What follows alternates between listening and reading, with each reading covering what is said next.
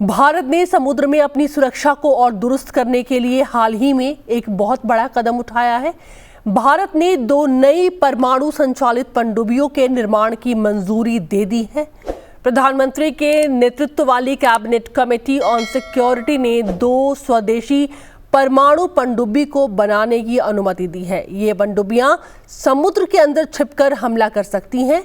क्या है पूरा प्लान, आइए समझते हैं।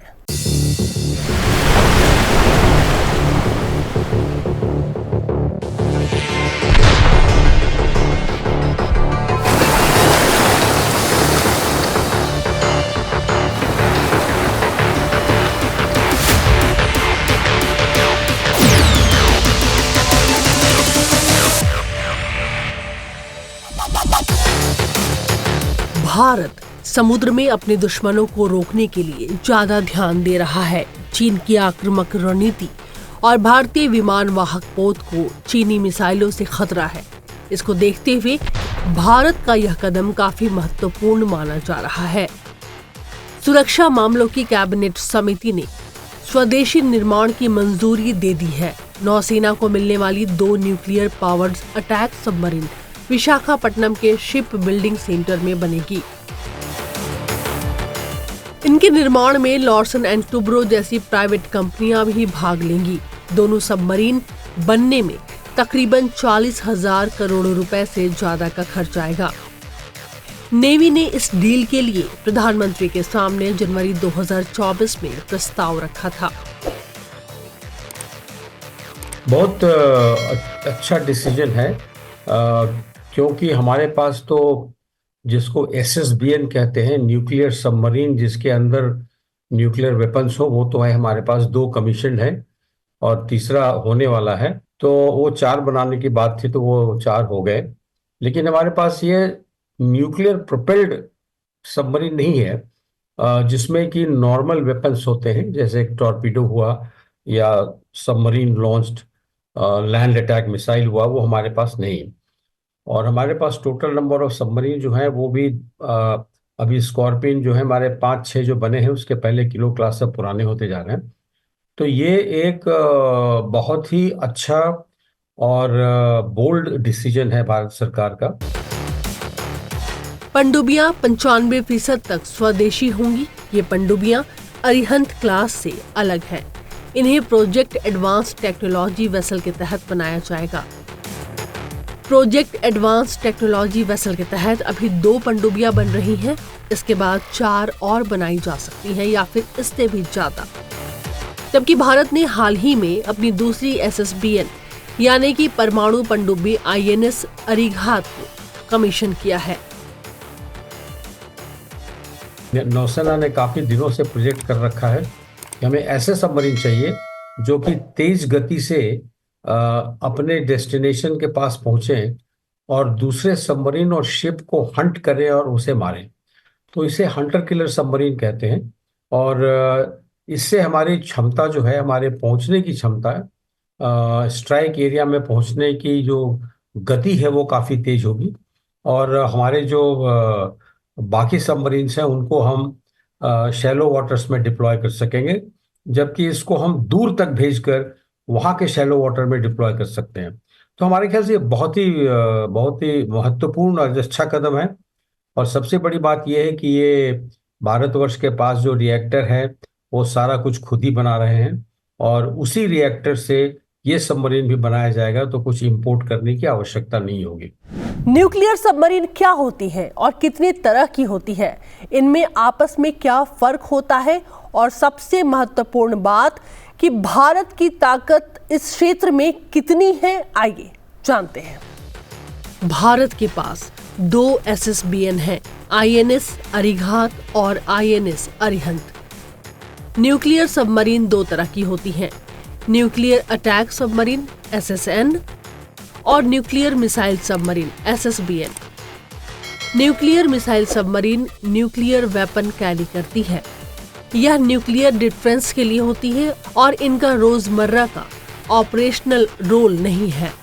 न्यूक्लियर अटैक सबमरीन में न्यूक्लियर वेपन नहीं होता है। यह किसी भी कन्वेंशनल सबमरीन की तरह होती है, लेकिन इसकी ऊर्जा न्यूक्लियर ईंधन से मिलती है।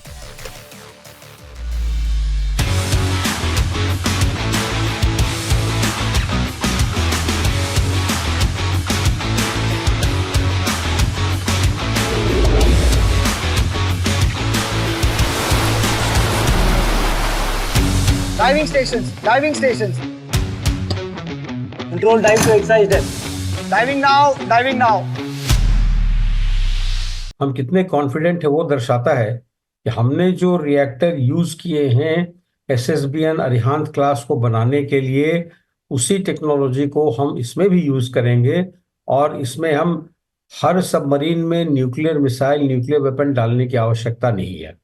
हमें कन्वेंशनल मार करने वाले भी, क्योंकि वो जो SSBN होते हैं वो सेकेंड स्ट्राइक कैपेबिलिटी के लिए है। उनका इस्तेमाल तभी होता है जबकि हमारे ऊपर, हमारे लैंड के ऊपर कोई न्यूक्लियर अटैक हुआ हो, या हमारे सैनिकों पर या हमारे शिप्स पर कहीं न्यूक्लियर अटैक हुआ हो, तो उसके रिस्पॉन्स पे हम ये न्यूक्लियर अटैक सबमरीन यूज करते हैं, जो कि SSBN बोलते हैं। तो उससे तो डिवास्टेशन काफ़ी होता है और वो एक बहुत बड़ा पॉलिटिकल डिसीजन होगा। जबकि ये जो है, इसमें मारने की क्षमता सिर्फ अपने सिलेक्टेड टारगेट के लिए है, और ये हंटर किलर भी है, सबमरीन को भी ढूंढ सकता है और उसको डिस्ट्रॉय कर सकता है। क्योंकि आप न्यूक्लियर सबमरीन और न्यूक्लियर वेपन उसमें आप नहीं यूज कर सकते, उसमें आपको कन्वेंशनल वेपन ही यूज करने पड़ेंगे। टॉर्पीडो यूज करना पड़ेगा, उसके लिए आपको सोनार चाहिए। अगर लैंड टारगेट है तो लैंड अटैक के लिए आपको मिसाइल फायर करनी होगी, या शिप टारगेट है, उसको दूर में है, सबमरीन के टॉर्पीडो रेंज से ज़्यादा दूर है, तो उसको मारने के लिए मिसाइल की आवश्यकता होगी। तो उसके लिए ये बहुत अच्छा है, और सभी देश के पास है, चीन के पास है, जितने एडवांस कंट्री हैं सबके पास ये SSN है। क्या होती है nuclear attack submarine? Nuclear attack पनडुब्बी एक प्रकार की पनडुब्बी है जो परमाणु रिएक्टर से संचालित होती है, और इसका मुख्य उद्देश्य दुश्मन की पनडुब्बियों को सतह के जहाजों और अन्य समुद्री लक्ष्यों पर हमला करना। SSN का पूरा नाम है शिप सबमर्सिबल न्यूक्लियर, और इसे तेज गति से हमला करने वाली पनडुब्बी के रूप में डिजाइन किया गया है। इसकी प्रमुख विशेषता, परमाणु ऊर्जा से संचालित होती है। यह पनडुब्बी परमाणु रिएक्टर से चलती है, जिससे बार बार ईंधन भरने की जरूरत नहीं पड़ती। ये महीनों तक समुद्र में रहकर ऑपरेट कर सकती है। इन्हें बिना सतह पर आए बेहद लंबी दूरी तक और लंबे समय तक संचालन के लिए डिजाइन किया गया है। SSN पनडुब्बी दुश्मन की पनडुब्बियों और सतह के जहाजों को नष्ट करने में सक्षम होती है। इनके पास टॉर्पीडो, टॉमाहॉक क्रूज मिसाइल और उन्नत हथियार होते हैं, जिनसे ये दुश्मन के ठिकानों पर हमला कर सकती हैं। ये पनडुब्बियां अपनी सेक्रेसी के कारण जानी जाती हैं, क्योंकि इन्हें पानी के अंदर ट्रैक करना बेहद मुश्किल है। SSN पनडुब्बी दुश्मन की पनडुब्बियों और जहाजों को पता लगाकर उन्हें चुपके से खत्म कर सकती है। ये पनडुब्बियां समुद्र के भीतर खुफिया जानकारी जुटाने, निगरानी करने और दुश्मन की गतिविधियों पर नजर रखने में भी उपयोगी हैं। इन्हें खास ऑपरेशन के लिए भी इस्तेमाल किया जाता है, जैसे स्पेशल ऑपरेशन फोर्सेस। SSN पनडुब्बी बहुत तेज होती है, जिससे ये दुश्मन के हमलों से बचने और उन्हें जवाब देने में सक्षम है। ये छोटी, फुर्तीली और अत्यधिक घातक है। न्यूक्लियर अटैक पनडुब्बियां किसी भी नौसेना की आक्रामक और रक्षात्मक क्षमताओं का महत्वपूर्ण हिस्सा है, क्योंकि ये दुश्मन के खिलाफ गुप्त और तेज हमले करती है। क्या होती है न्यूक्लियर मिसाइल सबमरीन यानी कि SSBN?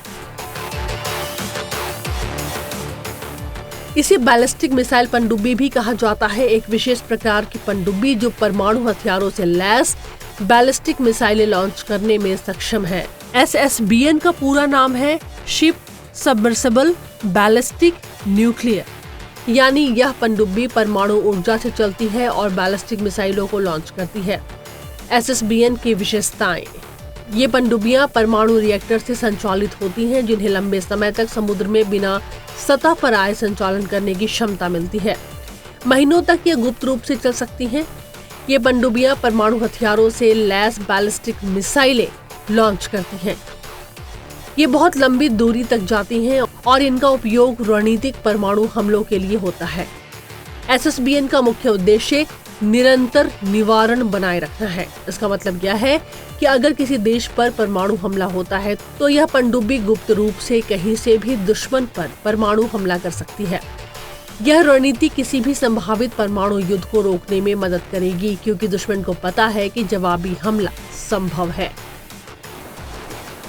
SSBN पनडुब्बी कई महीनों तक पानी के नीचे रहकर गश्त लगाती है। इन्हें इस तरह से डिजाइन किया गया है कि दुश्मन इनका पता नहीं लगा सकता, जिससे ये बेहद सुरक्षित और घातक होती हैं।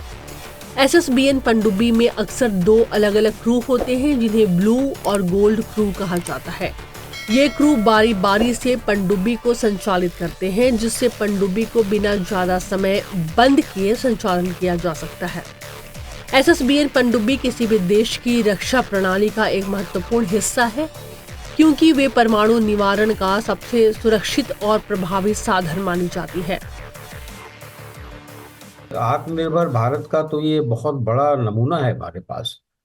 जबकि हम डीजल सबमरीन नहीं बनाते थे, उस समय हमने अपना एक न्यूक्लियर सबमरीन बना लिया था।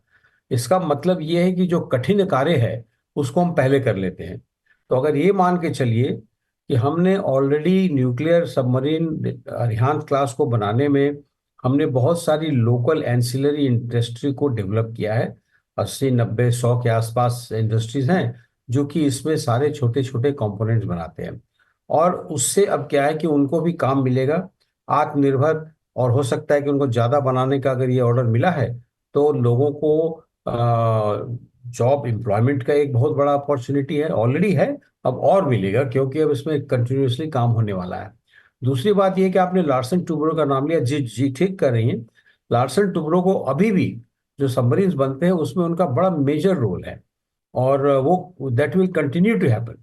अब चूंकि इसमें न्यूक्लियर रिएक्टर डालना है, जो कि हमारा इंडिजिनस डिजाइन है, जो कि atomic research centre, Bhabha atomic research centre का बनाया हुआ है, तो उसमें जो है जो कि कॉन्फिडेंशियलिटी चाहिए कुछ चीज़ों के लिए, इसीलिए इसको हम जो शिप बिल्डिंग सेंटर आपने कहा एडवांस टेक्नोलॉजी वेसल के अंतर्गत बना रहे हैं, DRDO और नौसेना मिलकर बनाती है इसको। तो इस वजह से इसको पूरी तौर से DRDO के बाहर देना मेरे ख्याल से अभी ठीक नहीं होगा। तो चूंकि जो क्लासिफाइड इसमें कंपोनेंट्स हैं उसकी जानकारी और उसको इंटीग्रेट करने की जानकारी DRDO और नेवी के पास ही है, तो उसको हम रखना चाहेंगे। लेकिन ऐसे बहुत सारे हैं, जैसे केसिंग है। केसिंग में काफ़ी काम है। आप देख लीजिए कितना बड़ा सबमरीन है, करीब करीब 9-10 हज़ार टन का सबमरीन होगा। तो बड़ी केसिंग है, डबल केसिंग है, और टॉर्पीडो ट्यूब्स हैं। तो एक न्यूक्लियर रिएक्टर के अलावा बहुत सारी चीज़ें हैं जो कि प्राइवेट इंडस्ट्री ही बना रही है। हमारे जो DRDO और नौसेना का काम है रिएक्टर को उसमें बैठाना और उसको बाकी प्रोपल्शन सिस्टम से इंटीग्रेट करना। बाकी चीज़ें जो हैं वो बिल्कुल प्राइवेट सेक्टर का, उसमें बहुत बड़ा हाथ है। इन दोनों में क्या अंतर है? SSN का मुख्य उद्देश्य दुश्मन के जहाज, पनडुब्बी और लक्ष्यों पर हमला करना है। SSBN का मुख्य काम परमाणु मिसाइल ले जाकर रणनीतिक निवारण बनाए रखना होता है, ताकि किसी भी परमाणु हमले का जवाब दिया जा सके। भारतीय नौसेना अब तक 3 न्यूक्लियर सबमरीन तैयार कर चुकी है। इनमें से एक अरिहंत कमीशन्ड है, दूसरी अरिघात मिलने वाली है और तीसरी S3 पर टेस्टिंग जारी है। इन सबमरीन के जरिए जरूरत पड़ने पर दुश्मन देशों पर परमाणु मिसाइल दागी जा सकती है। 2009 में पहली बार सांकेतिक तौर पर पूर्व प्रधानमंत्री मनमोहन सिंह की पत्नी ने करगिल विजय दिवस के मौके पर INS अरिहंत को लॉन्च किया था। इसके बाद 2016 में इसे नौसेना के बेड़े में शामिल किया गया। अगले 5 साल में 2 और पनडुब्बियों को भारतीय नौसेना ने लॉन्च किया है। 2009 में लॉन्चिंग से पहले भारत ने पनडुब्बियों को दुनिया से छिपा रखा था। 1990 में भारत सरकार ने ATV यानी कि एडवांस टेक्नोलॉजी वेसल प्रोग्राम शुरू किया। इसके तहत ही इन पनडुब्बियों का निर्माण शुरू हुआ। दुनिया भर में सिर्फ 6 न्यूक्लियर ट्राइड देश, जिसमें भारत भी INS अरिघात समुद्र के अंदर मिसाइल अटैक करने में उसी तरह सक्षम है जिस तरह अरिहंत ने 14 अक्टूबर 2022 को टेस्टिंग की थी। तब अरिहंत से K-15 SLBM की सफल टेस्टिंग हुई थी। इसी के साथ भारत अमेरिका, रूस, ब्रिटेन, फ्रांस और चीन के अलावा दुनिया का छठा न्यूक्लियर ट्राइड देश बन गया था। परमाणु हथियारों को जमीन से मिसाइलों के जरिए, हवा से लड़ाकू विमान और समुद्र से पनडुब्बियों के जरिए दागने की क्षमता को ही न्यूक्लियर ट्राइड कहा जाता है। मतलब कभी भी दुश्मन देश की प्लानिंग से पहले आपने परमाणु हथियारों का संचालन की तैयारी जमीन, आकाश, पानी हर तरफ से कर रखी है।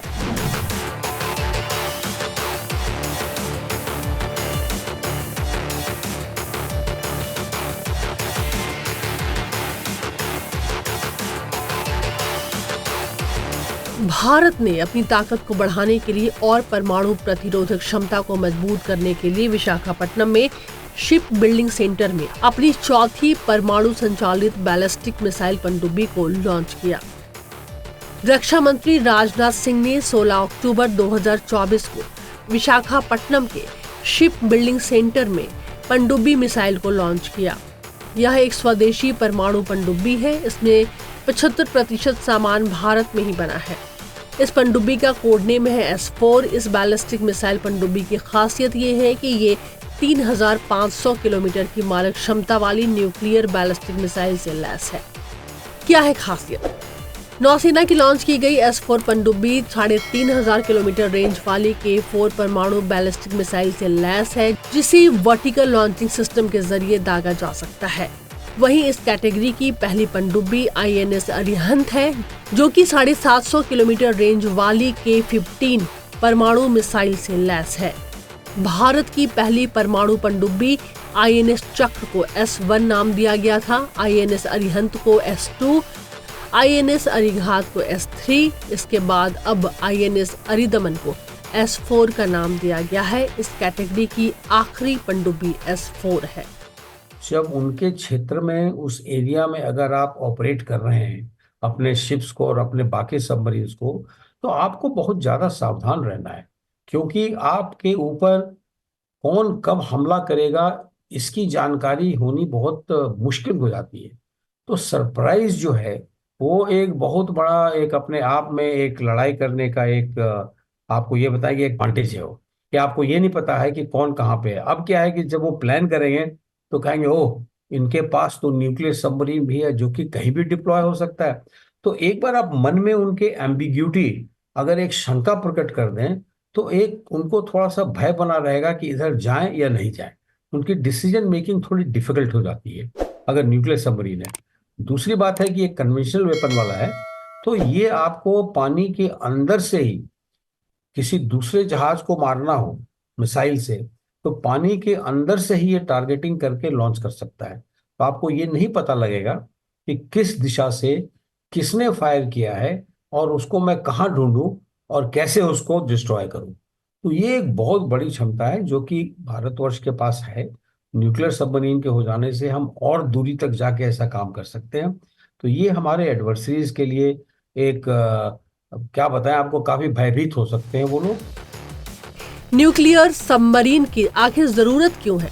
न्यूक्लियर पावर स्ट्राइक सबमरीन लंबे समय तक पानी के अंदर रह सकती है। सबमरीन कितने समय तक पानी में रहेगी यह सबमरीन के क्रू मेंबर्स की थकान और सबमरीन के सप्लाई पर निर्धारित होती है। भारत के पास डीजल इलेक्ट्रिक सबमरीन और डीजल सबमरीन है।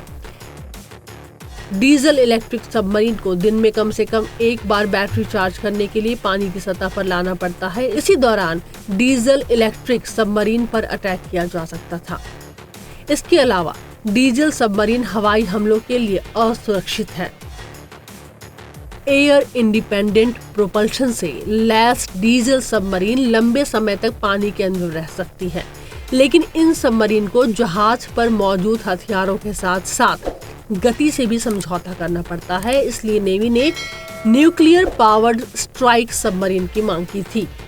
चीन के पास पहले से ही 6 शॉन्ग क्लास की न्यूक्लियर सबमरीन है। भारत के लिए रूस से अकुला क्लास की न्यूक्लियर सबमरीन 2028 तक टल गई है।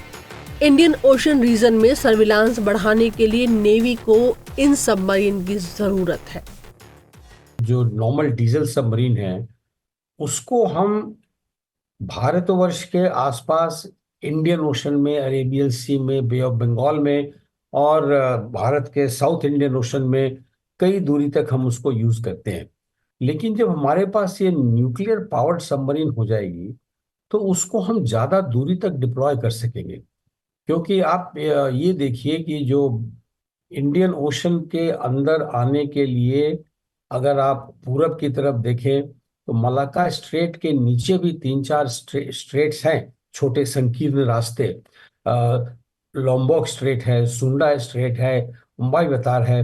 तो इन तरफ से भी सबमरीन और शिप्स जो है अपने एडवर्सरीज के उधर से आ सकते हैं। तो उनको अगर हमें बहुत जल्दी खोज लेना है और उसको हम अगर ऐसा मान के चले कि उसको हमें डिस्ट्रॉय कर देना है, तो हमें सबमरीन ऐसे चाहिए जो वहां तक डिप्लॉय कर सके। हालांकि डीजल सबमरीन भी जा सकते हैं, लेकिन उनकी बैटरी की क्षमता जो होती है वो कम होती है और उनको कई बार सरफेस करना पड़ता है बैटरी चार्ज करने के लिए, या फिर स्नॉटिंग डेप्थ पर जाना पड़ता है। न्यूक्लियर सबमरीन जो है वो पानी के अंदर अनलिमिटेड टाइम फ्रेम में रह सकता है। उसमें सिर्फ जो लोग काम करते हैं उनके थकने की, उनके फटीग की, उसकी ज्यादा चिंता होती है। रसद की, खाना पीना रखने की उसकी क्षमता थोड़ी कम होती है, क्योंकि लेकिन ये सबमरीन काफी बड़ा है, तो इसे आप महीनों के लिए डिप्लॉय कर दीजिए और वो पानी के अंदर ही रह के अपना काम करता रहेगा, है ना। तो इसी वजह से मैं कहूंगा कि अब हमारी जो रीच है वो बहुत बढ़ने वाली है। सदर्न इंडियन ओशन में जा सकते हैं, हम पैसिफिक में जा सकते हैं। इंडो पैसिफिक है तो इंडो पैसिफिक में हम पैसिफिक में भी जा सकते हैं, अभी भी जाते हैं। लेकिन उसमें क्या है कि हम जल्दी से नहीं पहुंच सकते, क्योंकि डीजल सबमरीन की स्पीड जो है वो कम होती है।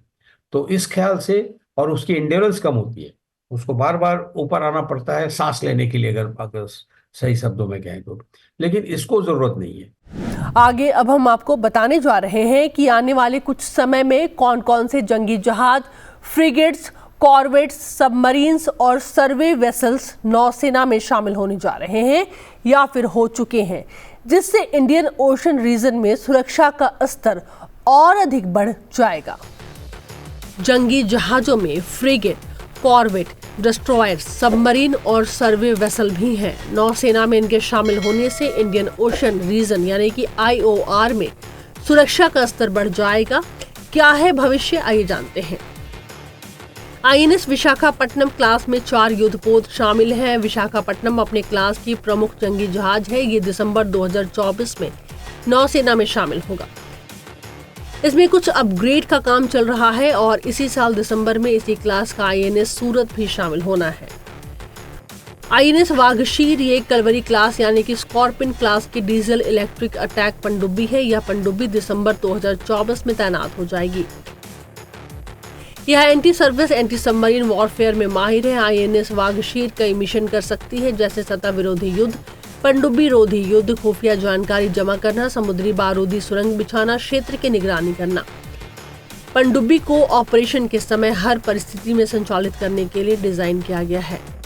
सर्वे वेसल INS संशोधक या अगले जून 2025 में नेवी में शामिल होगी। यह संध्यक क्लास का सर्वे शिप है। इसकी मदद से नौसेना समुद्र के नीचे और ऊपर किसी भी तरह का रिसर्च और सर्वे कर सकती है। INS निर्देशक ये भी संध्यक क्लास का सर्वे वेसल है। ये अगस्त 2024 में शामिल हो चुकी है। इसमें एडवांस हाइड्रोग्राफिक जांच करने की क्षमता है। साथ ही यह नौसेना के मैरीटाइम ऑपरेशन और सुरक्षित नेविगेशन में मदद करेगा। INS इच्छक संध्यक क्लास का यह सर्वे वेसल अगले साल मार्च में मिलेगा। इससे नौसेना हाइड्रोग्राफिक सर्वे कर पाएगी और साथ ही मैरीटाइम डेटा जमा करने में मदद मिलेगा। कॉर्वेट्स INS अर्नाला यह इस साल नवंबर में नौसेना को मिलेगा। इसका डिस्प्लेसमेंट 900 टन होगा। यह करीब 255 फीट लंबा है, बीम 34 फीट ऊंचा है। यह अधिकतम 46 किलोमीटर प्रति घंटे की रफ्तार से चलेगा। इसकी रेंज 3300 किलोमीटर है। इस युद्धपोत पर 7 अधिकारियों समेत 57 नौसैनिक तैनात हो सकते हैं। इसमें ASW यानी कि कॉम्बैट स्वीट लगा है, जो दुश्मन के हमलों से टकराने के लिए हथियारों को तैयार करेगा और उन पर अपनी नजर रखेगा। INS माहे यह अगस्त 2025 में मिलने वाला ASW SWC कॉर्वेट है। यह एक माइन स्वीपर है। इसके अलावा इसमें सब कुछ अर्नाला जैसा ही होगा। फ्रिगेट्स आईएनएस तमाला तलवार क्लास का फ्रिगेट है। इसे फरवरी 2025 में नौसेना में शामिल किया जाएगा। इन जंगी जहाजों का समुद्र में डिस्प्लेसमेंट 3850 टन होता है। इसकी लंबाई लगभग 409 फीट से अधिक है और इसके बीम 49 फीट और ड्रॉट 13 फीट है। ये जंगी जहाज समुद्र में अधिकतम 59 किलोमीटर प्रति घंटे की रफ्तार से चलेगा। यह जंगी जहाज 18 अधिकारियों समेत 180 सैनिकों को लेकर 30 दिन तक समुद्र में तैनात रह सकता है। आईएनएस नीलगिरी, यह युद्धपोत दिसंबर 2024 में मिल जाएगी। इसकी अगली फ्रिगेट आईएनएस उदयगिरी अगले साल मार्च, आईएनएस हिमगिरी अगस्त में नौसेना को मिलेगी। नीलगिरी क्लास फ्रिगेट असल में गाइडेड मिसाइल फ्रिगेट है। इन्हें मंझगांव डॉकयार्ड और garden rich ship builders and engineers बना रहे हैं। इनके तहत 7 जंगी जहाज बनाए जा रहे हैं।